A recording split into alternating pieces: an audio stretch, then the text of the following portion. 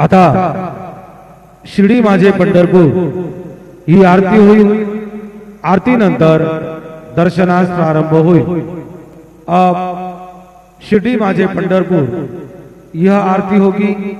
आरती के बाद दर्शन कतार शुरू होगी। श्री सच्चिदानंद सद्गुरु साईनाथ महाराज की जय।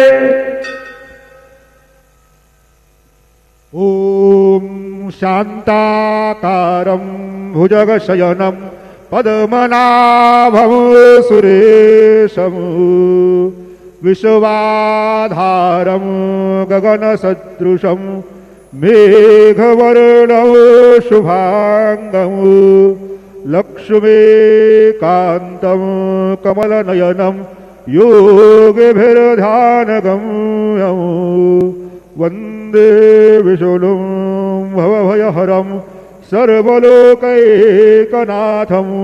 रामाय रामभद्राय रामचन्द्राय वेधसे रघुनाथाय नाथाय सीताय पतये नमः।